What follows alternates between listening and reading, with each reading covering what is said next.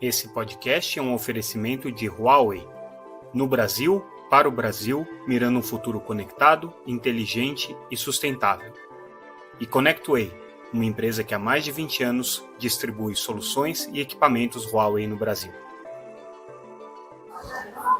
Olá pessoal, tudo bem? Aqui é Samuel Possebon, editor da Teletime. A gente está aqui ao vivo do Encontro Nacional Abrint 2024, o principal evento de provedores de internet do Brasil, um evento que esse ano parece estar muito maior do que o do ano passado, mais gente, mais estandes, muita coisa acontecendo aqui, mas vamos tentar trazer aí as principais notícias, os fatos mais importantes que aconteceram e que foram destaque no encontro aqui. Eu acho que a gente pode resumir, talvez, o grande fato do evento nesse primeiro dia, a questão dos postes, né? Houve uma manifestação de grande preocupação dos pequenos provedores com relação à dificuldade, à demora para uma definição da regulamentação dos postes, uma grande apreensão sobre como é que vai ficar essa situação.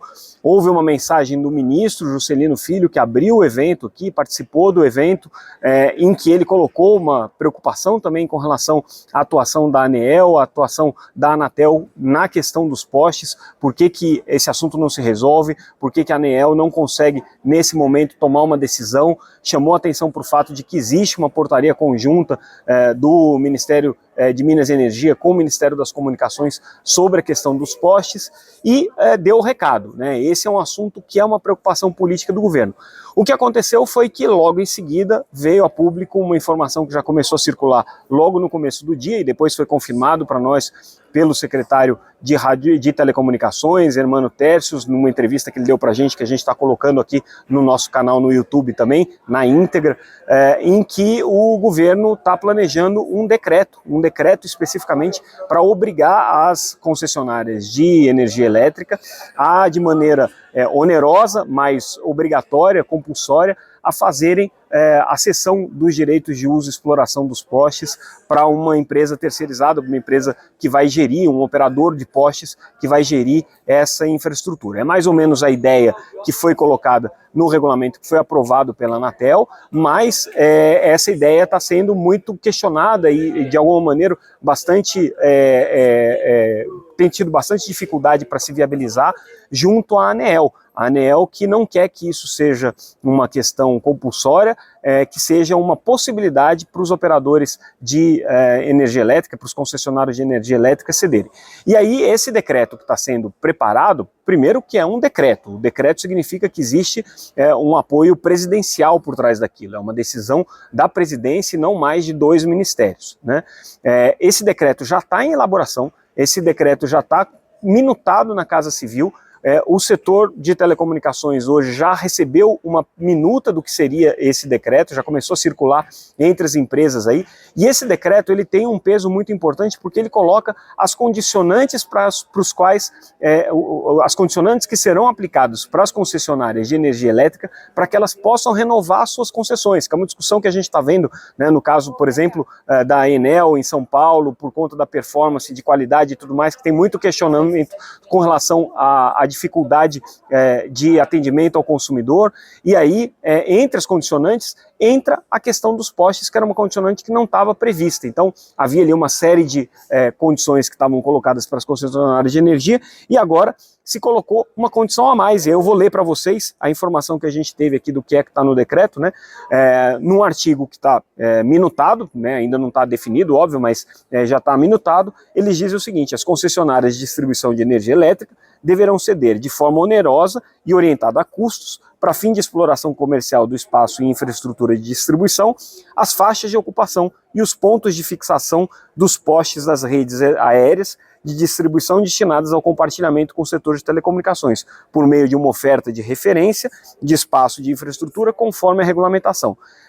E aí essa seção onerosa, né, segue aqui o artigo do decreto, diz que a concessionária de energia elétrica estará sujeita a regulamentações setoriais, as condições técnicas aplicáveis, inclusive aquelas estabelecidas pela concessionária de distribuição de energia elétrica cedente, e as regras de regularização da faixa de ocupação. E além disso, a área de abrangência definida poderá englobar localidades com diferentes perfis de atividade econômica. É mais ou menos aquilo que a Anatel aprovou no seu regulamento conjunto, que acabou não sendo conjunto, né, acabou sendo só da parte da Anatel, a ANEEL não aprovou isso ainda, mas de alguma maneira coloca uma pá de cal na discussão que está acontecendo na Agência de Energia, né, na ANEEL, com relação a como que o setor de energia se veria mais contemplado nessa regulamentação. Agora passa a ser uma imposição. Bom, a gente ouviu algumas fontes aqui com relação a esse tema. Teve gente que ficou feliz, teve gente que falou, poxa, finalmente o governo resolveu agir, resolveu tomar uma decisão, agora sim, por decreto a coisa vai andar, agora destrava esse problema. Mas tem gente que está muito receosa também com isso. Por quê? Você está colocando um grande setor econômico, que é o setor de energia, na berlinda, né, com uma imposição de um tema que é mais ou menos alheio, vamos dizer assim, ao objeto da concessão de energia elétrica, num decreto que é super relevante, que trata das condições para a renovação dessas concessões de energia elétrica, o que é um convite para a judicialização. Cria-se aí uma grande insegurança jurídica sobre o futuro, inclusive, da ocupação dos postes. Porque imagina se você começa a ver uma briga jurídica entre concessionárias de energia elétrica e o governo por conta da renovação das concessões, e você tem como uma parte dessa briga a questão dos postes que envolvem telecomunicações. Então, tem aí opiniões para todos os gostos quando a gente trata desse decreto que, de alguma maneira, foi a grande notícia desse primeiro dia da Brint. Bom, dito isso, né, e colocado aí essa situação de dúvida do próprio setor de telecomunicações com relação à eficácia desse modelo, mas ao mesmo tempo esse anseio que foi manifestado pela Brint e pelos provedores com relação a uma necessidade de uma solução, a gente se pergunta, né, se efetivamente existe segurança, tanto do ponto de vista técnico da Anatel e da ANEEL, quanto do ponto de vista das próprias empresas, para que você traga um terceiro player aí para esse mercado, que vai ser o operador neutro de postes, né? Quem vai ser essa empresa? Se existe um decreto que está sendo baixado pelo governo, de se supor que o governo já tem uma expectativa de quem vão ser os atores aí a explorar esse mercado de exploração da capacidade de postes, né? Quem vai ser esse ator? Quanto que isso vai custar? Qual vai ser o impacto econômico que isso vai trazer para todo o setor de telecomunicações, para os provedores de internet, para os provedores de telecom? Nada disso parece estar muito respondido, mas o fato é que houve aí sim um avanço importante nessa discussão. Vamos ver se a Casa Civil efetivamente vai colocar esse decreto na rua, se o governo vai manter essa decisão, né, inclusive com esse vazamento dessa informação hoje, com certeza vai haver uma reação das empresas de energia. Aliás, de alguma maneira elas já estão reagindo a isso, né? Elas já estão colocando algumas ressalvas e algumas preocupações com relação a esse tema.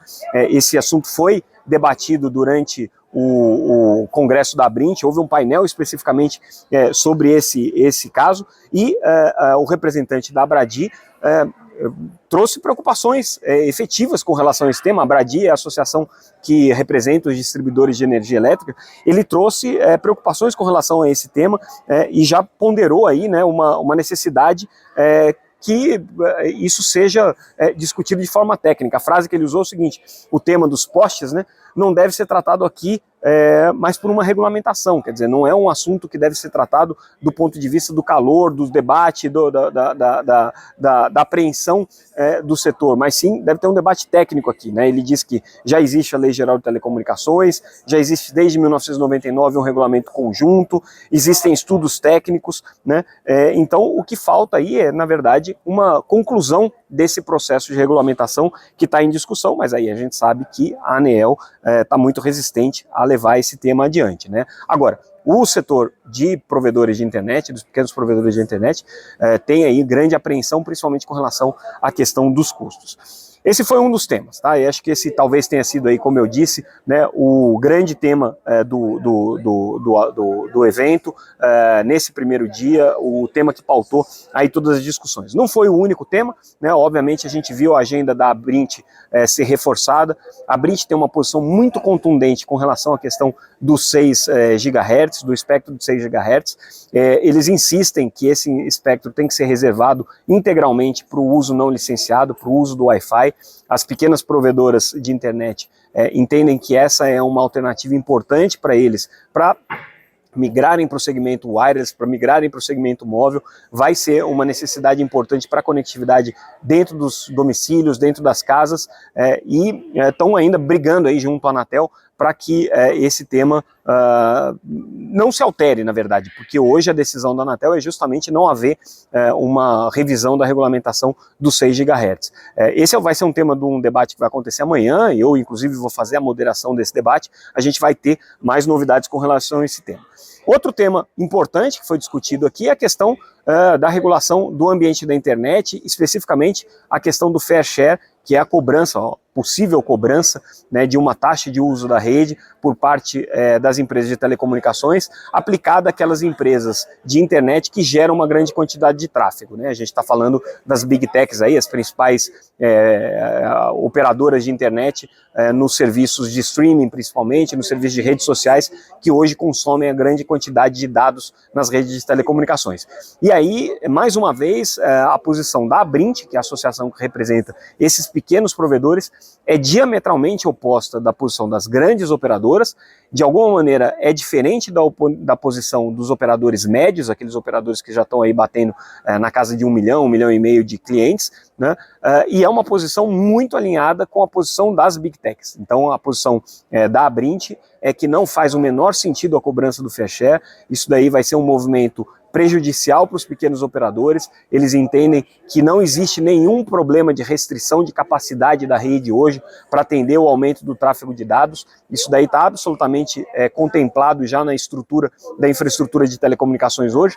E o fato deles trazerem esse argumento é um argumento muito forte em favor das empresas de internet, em favor dos grandes players e do mercado de internet, porque o argumento das empresas de telecom é que existe sim um problema técnico, um problema de necessidade de investimento na infraestrutura, enquanto os pequenos provedores, que supostamente não têm nem tantas condições assim de fazer esse investimento em rede, afirmam categoricamente que não existe esse problema, não existe essa questão econômica colocada do ponto de vista deles. Então, esse foi um tema que, como a gente esperava, né, acabou vindo aí à tona com essa posição bastante veemente dos pequenos provedores de internet, representados pela Abrint, que não é a mesma posição de associações como a Associação NEL ou como a Telcomp, que já tem aí uma visão um pouco mais, vamos dizer assim, mais ampla desse debate, prevendo sim a possibilidade de que você tenha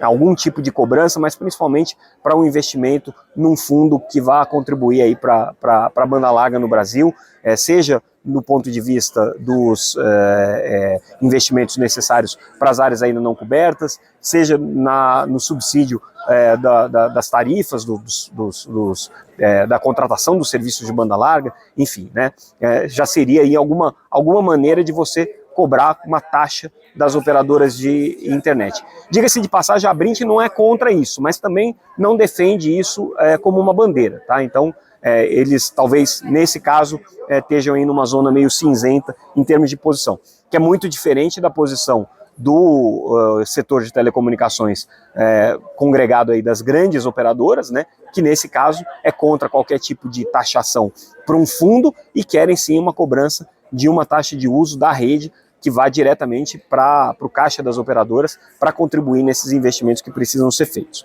Então, esses foram os principais temas que a gente viu aqui. Algumas coisas que a gente já tinha antecipado, por exemplo, a parceria que está sendo desenvolvida entre a Liga Telecom e os provedores no norte do país para desenvolver um modelo de 5G da Liga. A novidade aqui é que ao anunciarem esse modelo de exploração da frequência de 5G, da frequência de 3,5 GHz, que a gente já tinha antecipado no podcast de ontem, a Liga também disse que esse modelo vai valer para o estado de São Paulo e para o Paraná também, só que claro que com condições diferentes aí de remuneração, porque estado de São Paulo e estado do Paraná tem uma outra realidade econômica, a própria Liga talvez tenha interesse de fazer investimentos diretos nessa infraestrutura, mas o que fica muito claro aqui é que a Liga não quer fazer um investimento para colocar a rede de 5G de pé, ela quer que essas parcerias, esse modelo de parcerias viabilizem esses investimentos, principalmente na região norte, isso podendo chegar também às outras áreas de cobertura deles com 5G. Então essa foi uma novidade. Outra novidade, a Lares, que é um grande player aí do mercado de banda larga também, anunciando a sua, vamos dizer assim, a sua vertical de negócios voltadas para a empresa. Então a Lares Empresarial agora é uma unidade específica dentro da Lares. Ele já tem muitos clientes em banda larga, eles têm cerca de 30 mil clientes corporativos já, mas que agora passam a ser atendidos por essa unidade de negócio específica. Isso faz parte de um movimento que a gente vê entre os pequenos provedores, que é de buscar novas formas de receita, novas formas de remuneração das redes, novas formas de conseguir se diferenciar, considerando que hoje o mercado de banda larga está estável, não está crescendo como crescia em outros momentos, e as operadoras estão tendo grandes dificuldades aí para conseguir buscar novas receitas.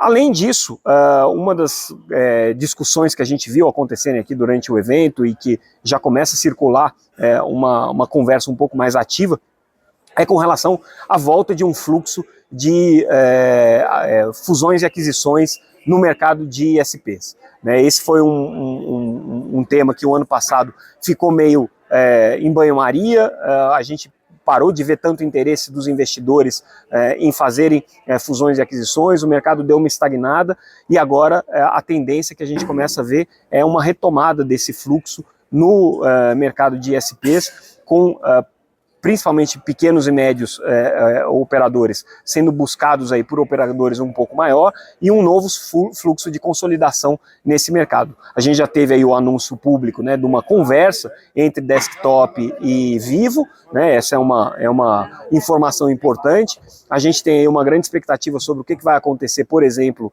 com a própria Liga, né, que estava em negociação com a Vital. A gente não tem informação se essa negociação foi adiante ou não, mas tudo indica que a Liga vai seguir um rumo próprio, que coloca ela como um player aí solto no mercado. A gente tem os próprios operadores de redes neutras agora num processo de negociação, fusões, a gente tem a Sky entrando no processo já com um novo investidor. Então tudo isso promete mudar um pouco essa dinâmica de fusões e aquisições e talvez a gente volte a ver um ciclo aí de consolidações no mercado de banda larga. A Aloha, por exemplo, já está voltando a ter esse espírito de compradora, né? A gente lembra que a Aloha adquiriu aí mais de 20 empresas, né, ao longo da sua formação, depois uma parada de arrumação, uma freada de arrumação, e aí depois agora tudo pronto aí para voltar a entrar nesse ciclo, assim como a Lares está com essa pegada, a Vero também está com essa pegada. Então a gente começa a perceber um certo apetite. E a gente tem que lembrar, claro, que existe os ativos da Oi, da operação de clientes da Oi, da Client Co,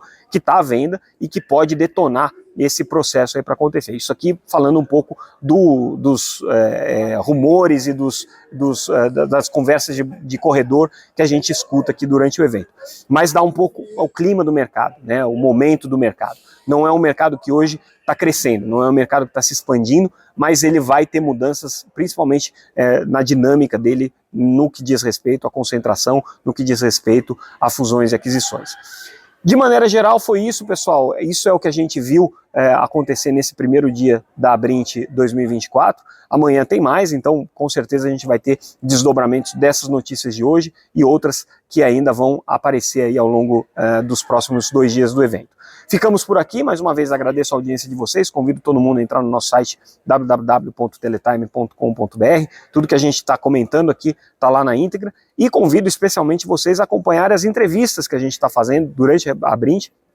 Elas estão sendo colocadas de maneira separada nos nossos conteúdos no canal da Teletime no YouTube, né? Então vale entrarem lá, a gente vai fazer matéria sobre cada uma dessas entrevistas, né, dando o link para vocês, mas a gente vai subindo também essas conversas com as principais lideranças, os principais CEOs e executivos das grandes empresas entre os pequenos provedores de internet, né? Lembrando que esse aqui é um evento de PPPs, então a gente está conversando aí com as maiores delas, tentando entender um pouco qual é a dinâmica do mercado, qual é a visão estratégica deles, como é que eles estão lendo esse momento atual do mercado de telecomunicações. Já foram muitas entrevistas que a gente fez aqui, amanhã vai ter mais uma leve, então vamos ter conteúdo aí para vocês assistirem ao longo dos próximos dias e poderem curtir um pouco aí esse clima do evento que a gente está tentando trazer para vocês.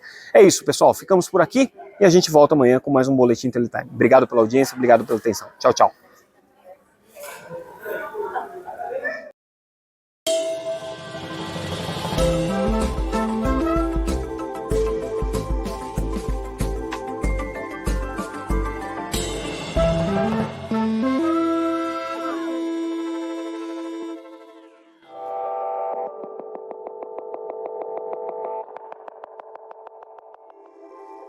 Esse podcast é um oferecimento de Huawei.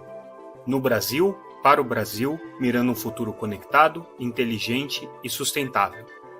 E ConnectWay, uma empresa que há mais de 20 anos distribui soluções e equipamentos Huawei no Brasil.